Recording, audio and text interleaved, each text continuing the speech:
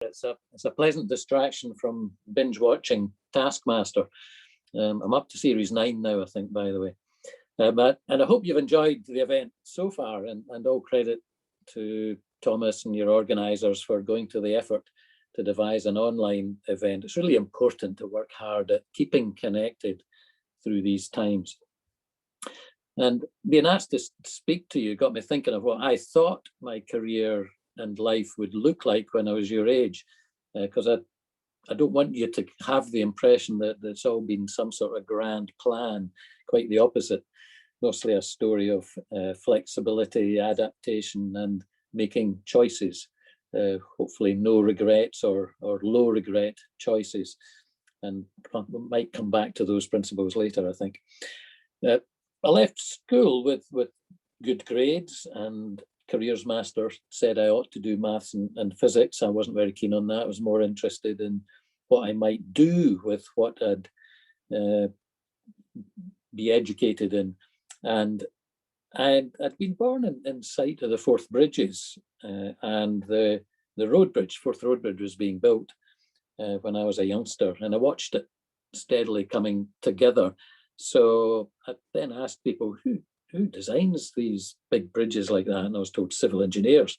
And I looked around, found a course at Edinburgh University that had a common first year with architecture. So I chose that for maximum flexibility, just in case I didn't like civil engineering. But I'm really glad I stuck with civil engineering, mainly because I've been a crap architect. I had a really good time at Edinburgh University. I was the first in my family to go to university. I didn't feel that we were poor, but looking back at how our family had developed, my parents raised 4 boys. Initially, they were in a 2-bedroomed house, and no car, no telephone, no central heating, no internet. Imagine that. And holidays in a rented caravan. By today's standards, that would be almost borderline subsistence. But as I say, we weren't that much different from most of the population in Scotland at that time in the 60s and the 70s. We certainly didn't feel poor. We felt kind of middle of the road. So university, nevertheless, was still a culture shock. But the school that I'd gone to, Dunfermline High School, had pretty good standards, and so I was really well prepared. But money was always an issue, despite a decent grant at that time, which is more than you're able to enjoy nowadays. So my summer holidays were spent not in an engineer's office, but working as a labourer in construction sites. So I poured concrete, I fixed rebar steel. I learned a lot that way, not least about constructability of things that were thought to be well designed. And I also learned the hard way about safety. Now, construction safety in the 1970s had a really poor record. It's much better now. And looking back, what I did without training was unbelievable. And the most extreme example I can remember is being told one day to strip down a 6-story scaffold. No training, zero training, just had to pick it up as I went along, watching what others did. No harness, no hard hat. And it's a miracle that I'm here talking to you tonight, I think. But safety became a bit of a feature in my later career, and maybe that's why I led a major safety initiative for Jacobs Engineering at part of my career. So I graduated 1976, took a job as a graduate under agreement with Baptist Shaw Morton, which was the biggest consulting civil engineers in Scotland at the time, and probably top 10 or so in the UK, I would guess. 350 staff, pretty small by today's standards of the mega firms. I remember thinking that once I got chartered, I'd move on and perhaps work overseas and see a bit of the world. But offers of promotion just happened to be made at the right time, and salary hikes that went with it. And that kept me with them. And actually, I never left the company that I joined after I graduated. Very unusual, not necessarily recommending that. That's what happened with me. So Baptist Shaw Morton became Babty Group. I became a director and grew to 4,500 staff. and top 4 in the UK, very respected consulting engineering firm. And my wanderlust to go overseas was finally satisfied in the mid-90s or so, when, as a director, I was asked to set up a business in Malaysia, which I did for a couple of years, and it grew very nicely. Later in the late 90s, when the tiger economies of Southeast Asia suffered a setback, we consolidated a range of offices that we built up to Hong Kong and Singapore only. And in my career with Babty, I worked in Glasgow, north of England, on the Kielder water scheme, London, Bristol, Berkshire. And when we joined Jacobs Engineering Group in 2004, I was a regular visitor to Pasadena in California and other offices worldwide. And staying with the same company seems to be contrary to my earlier principles I explained of flexibility and adaptability. But remember, that wasn't my plan. My plan was to move on.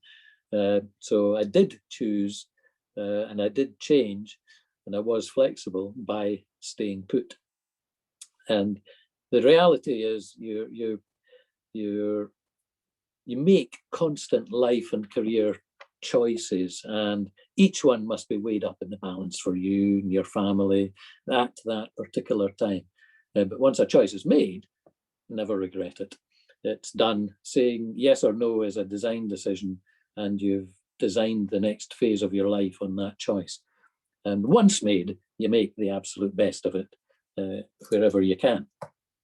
On balance, I've said yes far more often in career and life than no, even if it's out of my comfort zone.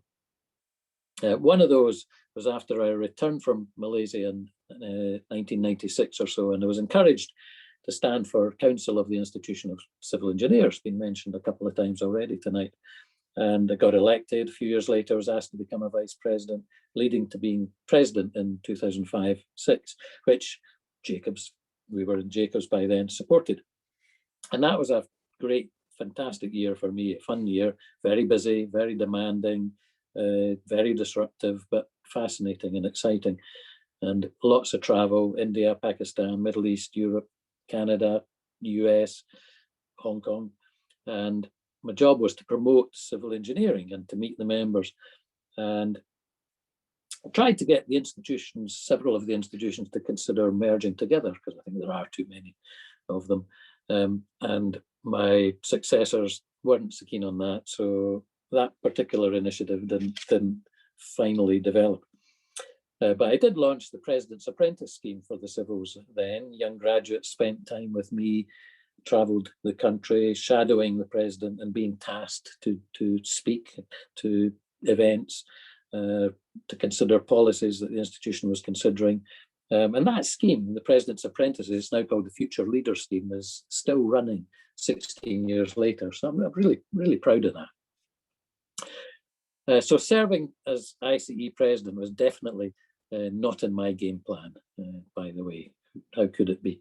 But it did probably begin by me saying yes to take on the role of Secretary of Glasgow and West of Scotland Association of the Civils about 15 years prior to being the president. And that got me involved with the institution affairs, took up most of my personal free time. That was a sacrifice I was willing to offer. And I built a network of friends and colleagues in the process, which is really useful in business and in retrospect, useful to build credibility as a future president of the institution. So that was one example. There was one time when saying yes was a design decision that led to an unexpected outcome. Now, I mentioned that the Forth Road Bridge was an inspiration to me becoming a civil engineer, and I never lost that love of bridges. I was lucky enough to design quite a lot in my project engineering days, mostly in Scotland as part of bypasses and motorway widening, quite a number in England as well. But some input on bigger bridges like Bridge to Skye and the Clackmannanshire Bridge. It's always nice to work on the bigger ones, not quite on the scale of the Forth Road Bridge. And certainly, unfortunately, didn't get to work on the Queensferry Crossing, which was a Jacobs Arup joint venture on behalf of the client. And that's because a bigger job came along just at the same time. That was government project representative for Crossrail in London. And Crossrail, of course, was the biggest construction job in Europe at the time, £16 billion estimated at that in 2007.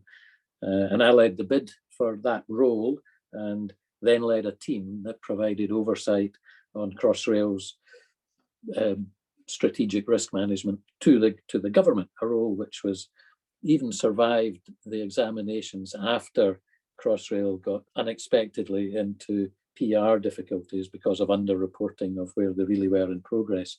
And the feedback I got, I'd moved on by then, but the feedback I got was that if only they'd read the PREP reports, they would have and paid more attention to them, they would have seen that coming.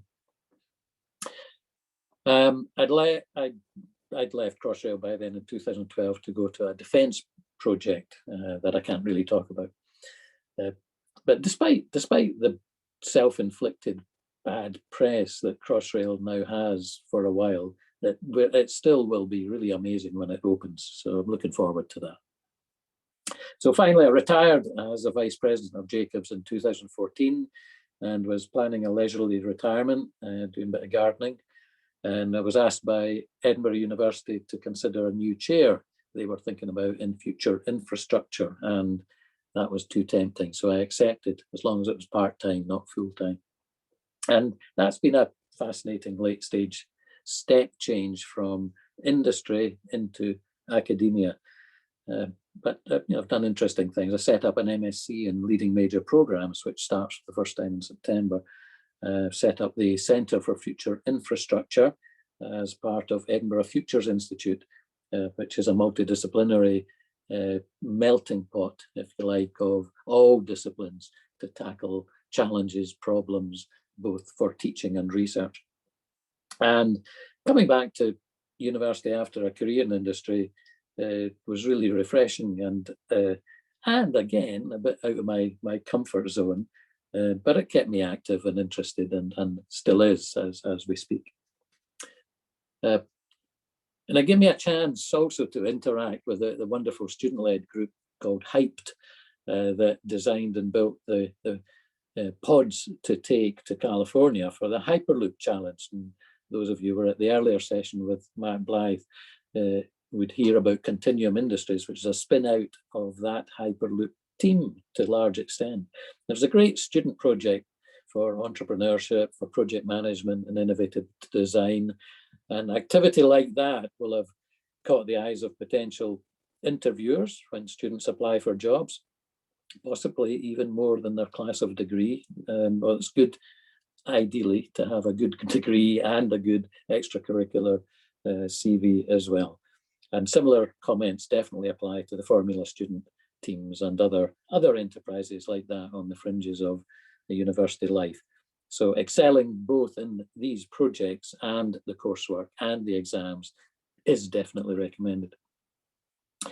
Academia also widens your horizons a bit. In business, the primary driver, once you're running a company, is to ensure you make a profit.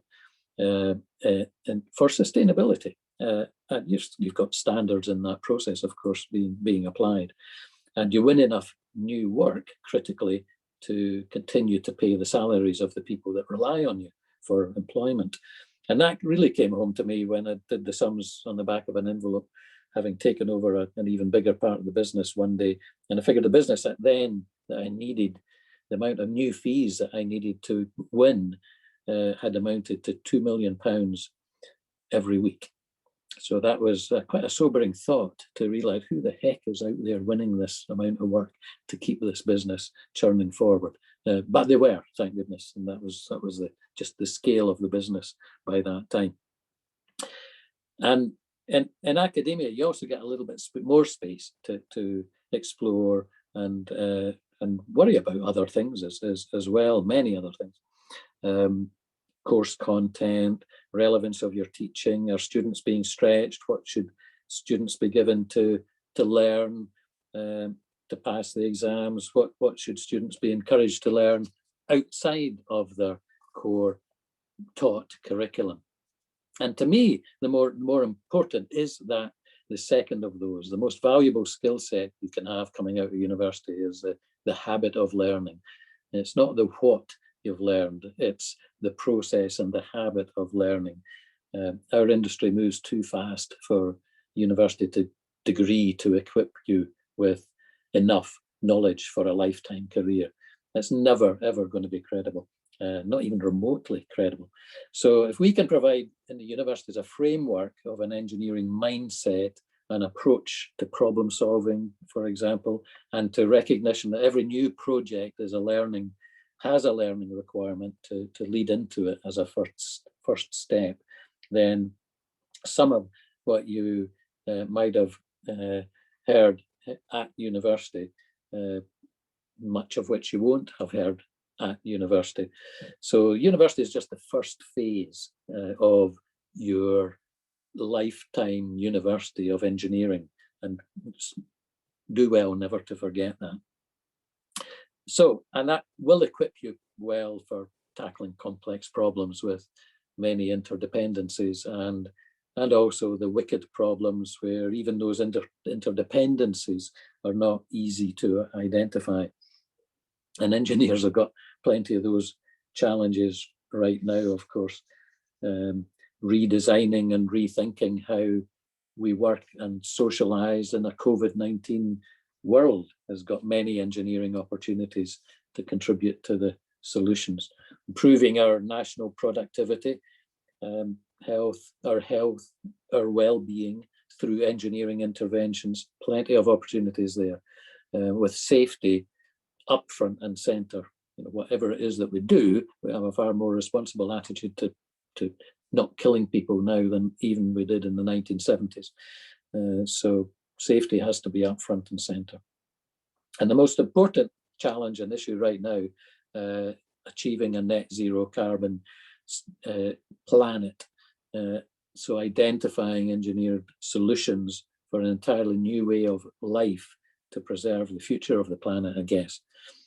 And whilst COVID right now is a huge disruption, and rightly so, attracting the weight of attention to overcome it, climate change is the far greater existential threat. So being an engineer right now gives you plenty of existing challenges that engineers are going to be critical to help solve. But we won't do it alone because the solutions are not single dimension solutions. Engineers are wonderful and we benefit from an education that gives us brilliant insights into problems and approach to problems and solutionizing, having a solution mindset.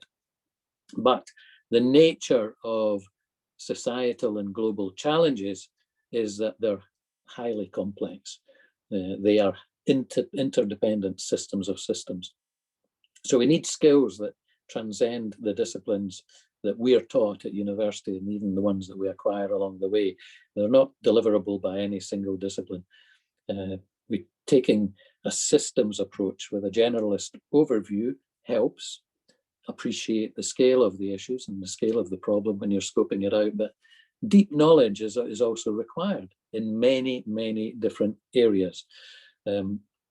Sometimes that kind of pattern of a broad understanding and deep knowledge in a particular area is described as T-shaped thinking, broad at the top, deep and narrow in the detail. But for wicked complex problems, you need multiple T's. So it's not that great a model, actually.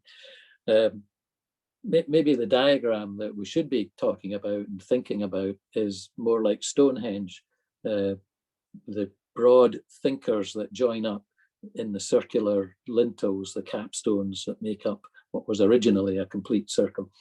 And then pillars of knowledge that are individual and deep, that form the solid base, the evidence base of understanding required. And there aren't just one of them, there's multiple columns and they're different. I quite like that, actually.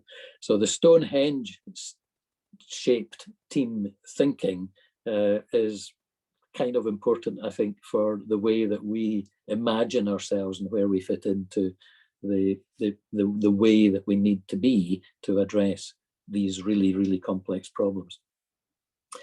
So if engineers are going to be part of saving the world, and I believe they will be, it's important to cultivate those broad, coordinating, collaborating skills, whilst also choosing your deep specialist area, which might be aligned to your work tasks when you're in industry. And even that deep knowledge required is going to change throughout your career. You will put down many deep knowledge pillars into the ground in the course of your career. So maybe actually we all end up as Stonehenges, because we've all got our multiple pillars acquired through a career of deep knowledge, joined up by the capstones of a systems overview and a broader understanding. So I guess that's my advice based on my conventionally unconventional career, and as a few mottos or tips that I've picked along the way. If I was going to summarize them, it might be something along these lines. I've mentioned safety. Always maintain that focus on safety for you and for others. Don't be me on the dodgy scaffold as a student working in the summer. Act with integrity. Engineers have got special knowledge, privileged knowledge, and acting with the utmost integrity is really important for us, and doing what we can for the safety and sustainability of the planet. And that integrity and that approach also includes calling out the bad behavior when you see it. And that in companies, you ought to be joining companies that behave like that anyway, and welcome you standing up for your rights, whether it's an integrity issue or a safety issue, and calling it out as you see it. I think that's really important. I wish I'd done that more in my early career. I was too timid at that stage, and didn't feel I had the authority. Things have changed. Most companies have got a far more broad-minded approach and welcome the criticism from wherever it comes within the organization. By the way, that was part of my leadership role for Jacobs and Beyond Zero safety program. And whatever you're doing, even if it's the mundane stuff, do it to the absolute best it can possibly be. There are lessons to be learned, maybe even quite deep lessons to be learned, even from the mundane tasks.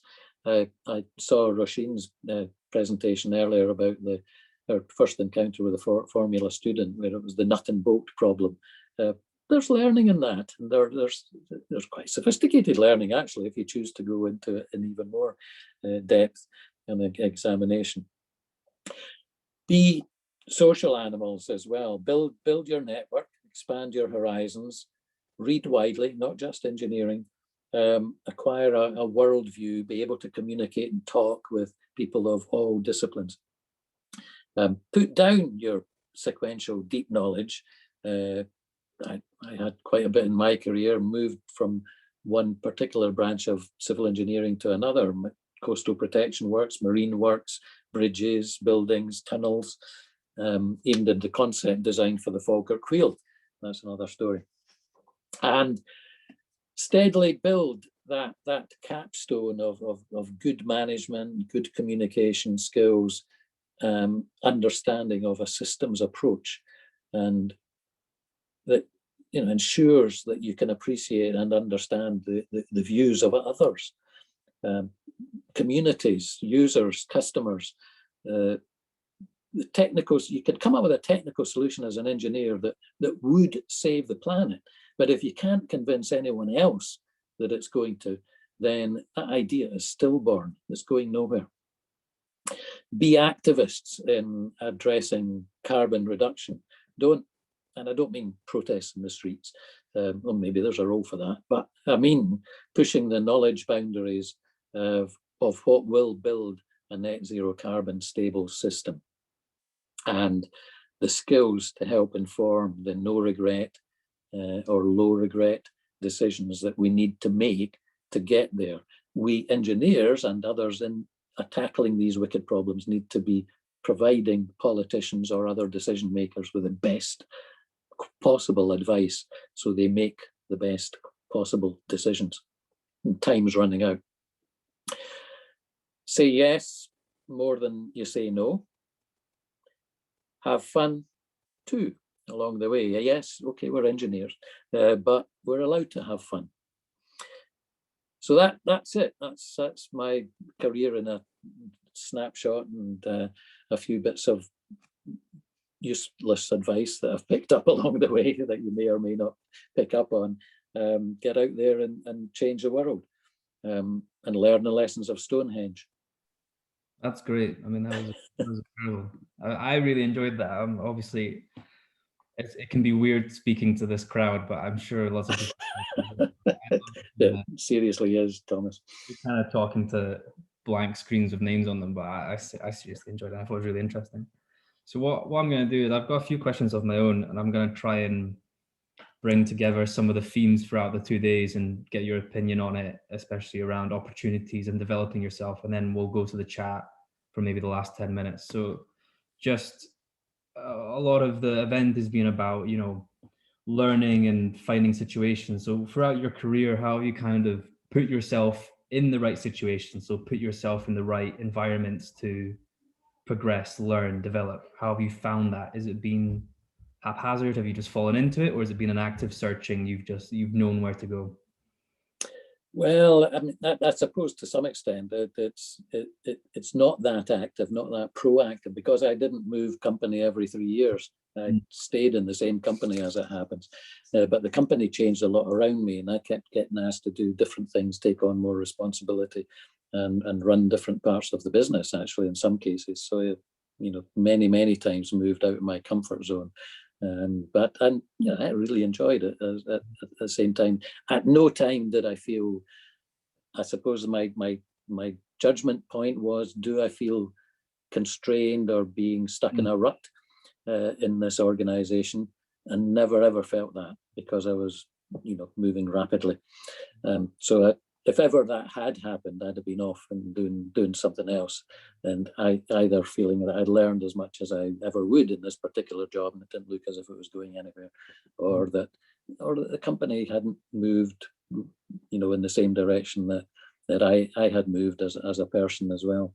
But I was lucky in that sense that the company and me, and then I got to the stage of I could influence and lead the company. So it's up to me to decide the philosophy and the direction that it was going. And a few colleagues, it wasn't just me. Building off the back of that, especially, I think a lot of what you said is about being a team player, it's a team game. So when you have been in a vast array of teams, working with so many people, how do you know, when does it feel like these are my people, this is it, these are the qualities I want?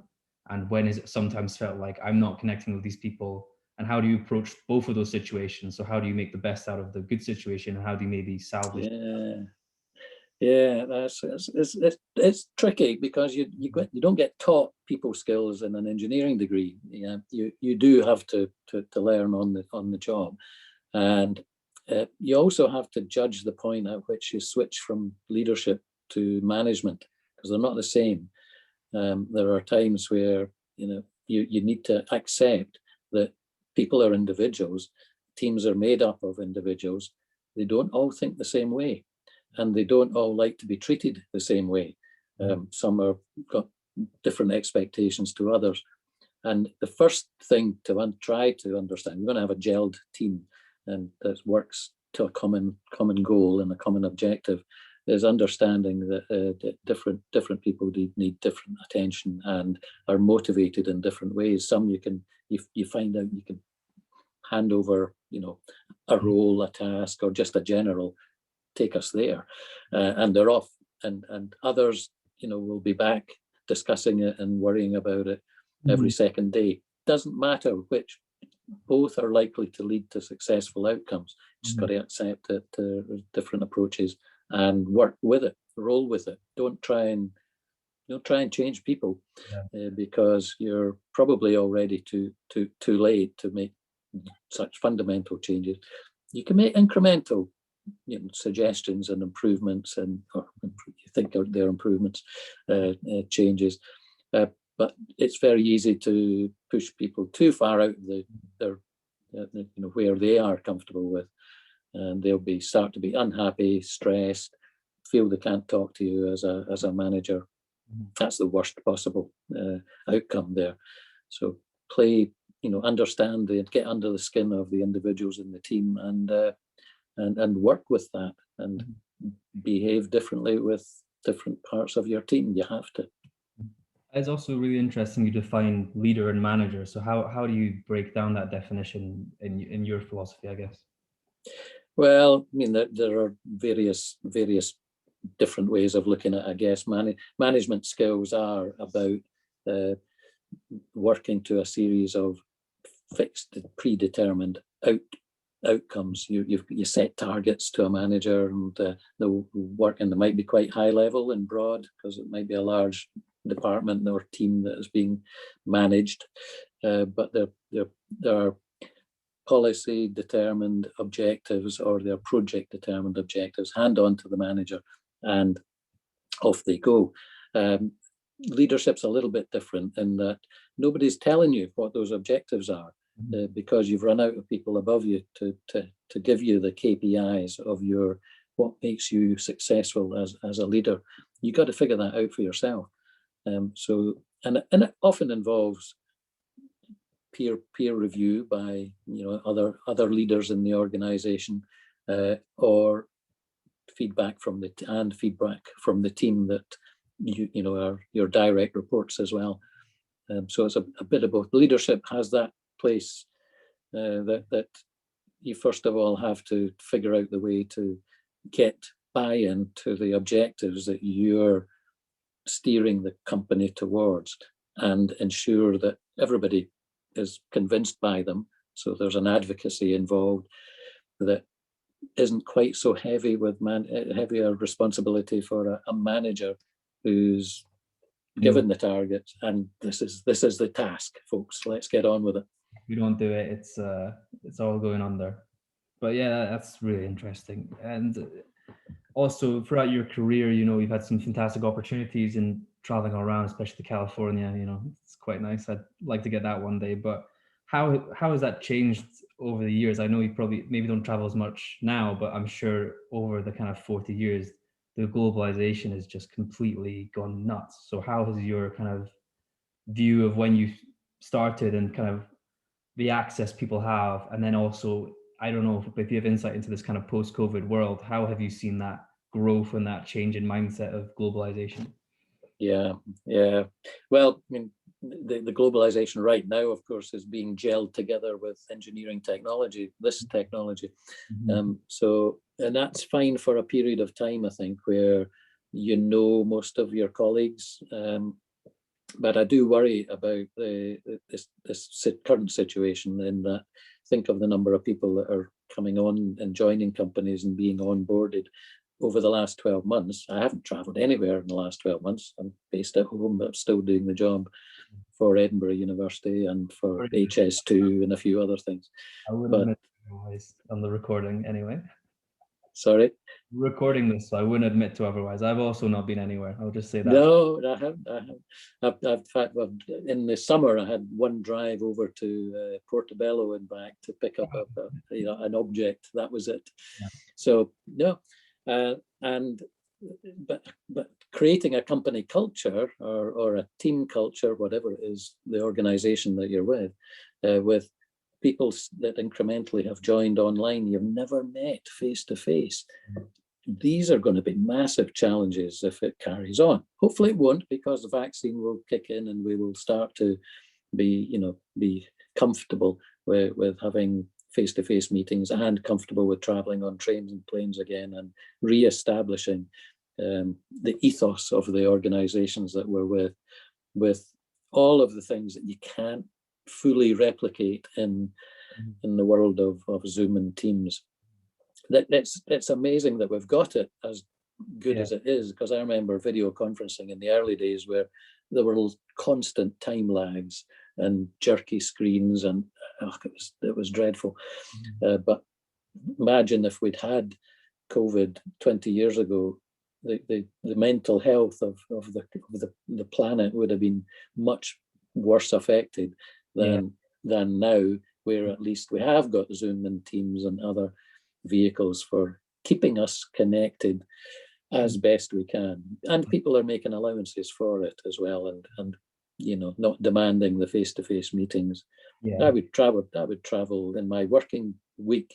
I'd be flying up and down to London, to Birmingham, train to Manchester, and typical 3 round trips every week, and then once a month over to Pasadena or Europe or the Far East, non-stop travel basically, and you know, fitted in the work from a laptop out of hotel rooms or office spaces, different offices. Mm-hmm. And we eventually abandoned the idea of having, you know, fixed dedicated workstations in some of our offices, including for directors. We just hot desk. That's interesting. Yeah. No, it's really interesting. You know, even for my own sake, I do hope it goes a bit back to normal anyway. But I think just a couple more questions, and then I'll go to the chat. But obviously, Chaden, I completely agree with you. Too many societies, too many institutions, all kind of doing the same goal. But how have the institutions and societies in your life kind of helped you and affected you, and what maybe opportunities did they present that you wouldn't have known about had you not looked for them yourself? Yeah, no, I think whatever they are, if there were, instead of 36 engineering institutions, if there were 3, they would be bigger. The network would be the same size. So however many there are, the networking opportunities are huge and hugely beneficial, because you do get that opportunity to, you know, I guess test your skills, develop your skills, be better communicators, get the opportunity to speak in areas and groups that you're comfortable with once you get to know them, so that you can then feel more comfortable with bigger, more unfamiliar groups. And that's, you know, I remember at undergraduate at university, you know, the idea of giving any talk in public filled me with terror, absolute terror. And the only time we had to do it in our course in the 70s was the presenting to the rest of the class, your pals, the final year project, just for 10 minutes. Everybody was traumatized by that, because you just didn't do that sort of thing at that time in undergraduate courses. And when I think back now, and I see students now and how confident that everyone is, and how confident you are and comfortable with presentations and making pitches, absolute chalk and cheese to how we were 50 years ago, let me tell you, 40 years ago. So, but all you know, all to the good, and all to far better for that. I think it's great. It's obviously just the idea of, you know, if you can put yourself in an uncomfortable situation and any opportunity, it's really going to go wrong. In the worst case, it is to go wrong. And then, you know, especially with these society networking events, the worst case scenario is no one knows you anyway. So what's, you know, yeah. And you know, it's again, use it to test your limit. You know, extend your skill set a little bit at a time, and no bad thing in that. But the networking and the contacts that you make, surprisingly, but if you know, sometimes you might drop something and you don't see someone for years, but nevertheless, there's you still remember someone who knows something that will be helpful, or you can be helpful to them, and you contact them again when you see them, you know, in the public eye.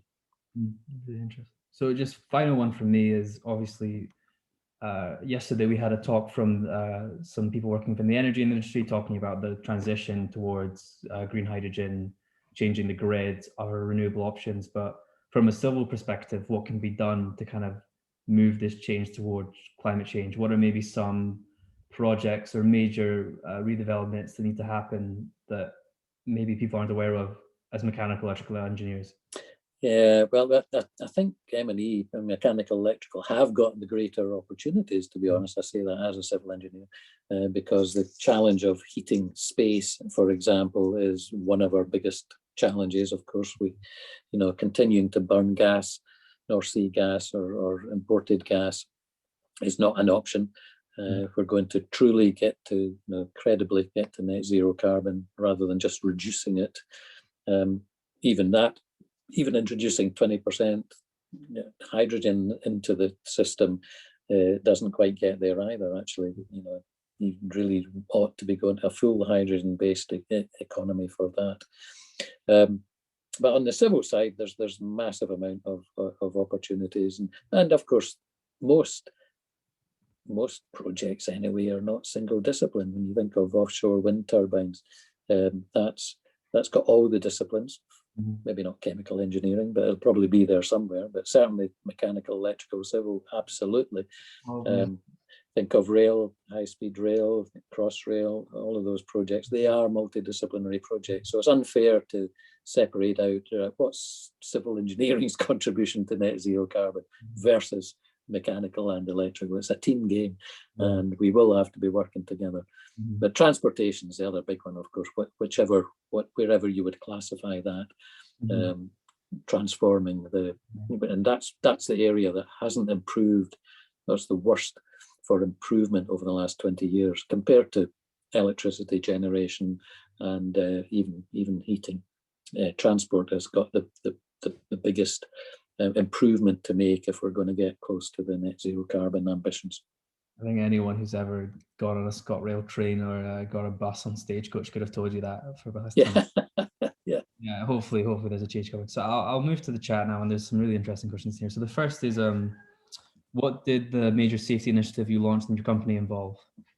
Oh yeah, that was someone in Jacobs. We called it Beyond Zero, and which is a bit gimmicky, I'll have to admit. But it was, the idea of that was that we'd advanced quite a lot in our field of big projects and construction projects. Safety record had been steadily improving, but it was starting to plateau. The improvements year on year were negligible, and we were still killing one person a week. Not our company. The industry generally was killing in the UK, about 50 people a year in construction in 2007, say. So that still was absolutely unacceptable, and what we set out to do was to kind of be one of the industry leaders in looking at behavioral safety techniques and convincing hearts and minds of the entire workforce and the staff and the directors and the leaders that everything that we did had safety as the first part of the issue that we took, and the most important thing. We couldn't declare success on a project if we'd hurt people that were on the job, and everybody comes to work expecting to go home in the same condition that they arrive. So looking out for each other, identifying in great detail and thinking about in great detail the risks that might lead to incidents, and not even just at the workforce level, also at home. We would have people coming in with well-being initiatives to get your blood pressure tested. For those who wanted it, we didn't force it. For those who wanted it, could get a check on, even their susceptibility to diabetes or things like that. Routine tests that were on offer. Healthy fruit in the workplace instead of snacking on less healthy stuff. Put that in baskets on around the office. So the cumulative effect of little things made a big culture change in the thinking of the importance of safety and well-being. And I still believe that, and I think it's still going on. I agree. I mean, really interesting, but yeah, I completely agree. So this is from Matt Blythe, stuck around, so thanks for staying. I've got two questions for you. So the first is, did you ever have a mentor, and who do you go to most often for advice in your career? And then the second is, for graduates and engineers, do you recommend specializing in a specific area early and building experience, or getting exposure to as many different areas as possible quickly? Yeah, two great questions, Matt, and it'll be good to catch up with you sometime, by the way, soon, see how Continuum's doing. I did have mentors all the time, because when you join a company, a big company like as Bapti was at the time, even Jake was very big, then you'll be working in a team. You'll have a project engineer heading that team, and you will be working under a training scheme as a chartered, heading towards chartered engineer status. So the big companies have structured training schemes. They're very handy because they accelerate the process. And those that are managing those processes are also mentors for that particular area. Every other person in the organization as a potential mentor with useful knowledge. But inevitably, your team leader is you know, a role model that you look up to and progress. And yes, that's right. In Babty, we kind of had a team leader who was about 10 years older than me, and we progressively moved through the organization pretty much together, because it was good. It was a good team. He became a director before I did, but I caught up with him. There's a lot of recognizing when things are working and, you know, appreciating the people around you, I guess. Yeah. And on the specialism versus generalism point, Matt, I think it is important to do some things really, really deep and really thorough, and because they're testing your abilities and skills of understanding the engineering method, the engineering approach. If you're always skating over the surface and, you know, flitting from one to another, you'll have a broad appreciation, but very little knowledge of how really things are done at the level of detail that sometimes you do require. I used to keep my hand in later career when I was more looking over balance sheets and spreadsheets rather than design calcs. I used to keep my hand in by doing the occasional bit of expert witness, forensic engineering. And you used to have to really understand the depth and the root cause of the problem that had led to a dispute that needed some expert advice. And that kept me on my toes with or scratched my itch for maintaining the deep knowledge, as well as, you know, the generalist skills that we've talked about. So it's not a binary choice. I think you do need a bit of both, and don't neglect one for the other. Try and get, you know, a reasonable balance. There's no optimal balance, but try and get a reasonable balance. Really interesting. Thank you. So another question here is, it's very difficult and take a long time to climb up the ranks to the very top of such a large company like Jacobs. What should a young person be doing internally in the company who's looking to rise up reasonably quickly?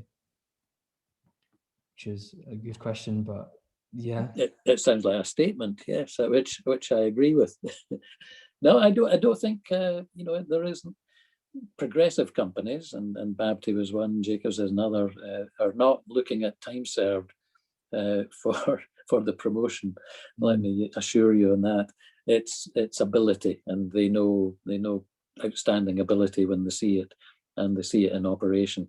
So excelling in everything that you do at the early stages of career, if you're in a half decent company, will result in promotion ahead of your years, because usually that's the way it works, and that might make you, you know, quite put you in some challenging situations where you're leading a team but everybody's older than you, but that's okay. People get over it, and it's about how you are, not how old you are. So is it, a lot of people have been saying as well throughout the kind of talks, is recognizing kind of the luck in your life and the luck in the career, especially the luck to find the people around you that are going to support you and give you those opportunities. And I mean, you talk about your previous director, but just, I think you to a degree recognize the luck of finding someone like that who you work so well with and appreciating that when you have it. That's right. And again, if you're waking up in the morning and you're dreading going into work to work for your team leader, then you're not going to be happy, and you're probably better, you know, in a different organization somewhere. Never happened to me. So yes, if I'd been unlucky with where I was in my early stages, put into an organization and into the company, I would not have been happy. Wouldn't have stayed there. But the other thing that I suppose is a bit of luck, but a bit of not self-made luck, but team-made luck, was that I joined a company that had 350 staff, and we grew it.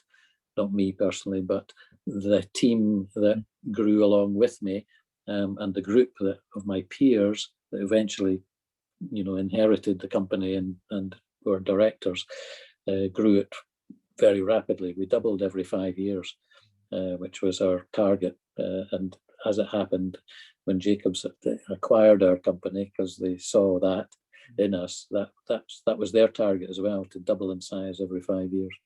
Not sure if it still is, because I haven't kept in touch with my old colleagues in Jacobs, but I wouldn't be surprised. They've been certainly acquiring an awful lot of other businesses even since I left. Still do that. So I think last question, and obviously, thanks for your time, but what should academia do to speed up enough to keep up with new innovations? Yeah, lots is the answer, because the academia and the research teams that build up the postdocs, the PhDs, are a huge engine room for innovation. I mean, because that's what they're doing by definition, is research. And there've been many, many examples of where the spin outs and the spin offs, you've talked about them already in the earlier session, and continuum industries is a great example of that. And you heard from Matt earlier on in the panel discussion. That's even emerged from an earlier stage, the student stage for most of the team, rather than the PhDs or the postdocs. But the universities are the good ones are really, really well tuned into the opportunities there to create spin-out companies, in their interest to do so. And they will have organizations that are dedicated to realizing and seeing and helping these to flourish, whether it's providing low-cost office space, as Edinburgh did for Continuum Industries, or whether it's providing continuing support and mentoring from the business development people in the organization, or pointing in the direction of people that might help progress your ideas and your market. So they do have a lot. You can't separate universities from innovative business, and the more that we join across the boundaries, the better for the country, and the better for industry and for academia, if we collaborate even more than we currently do.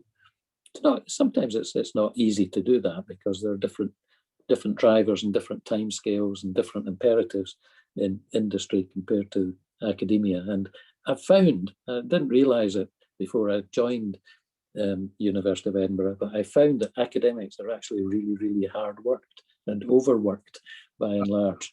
So they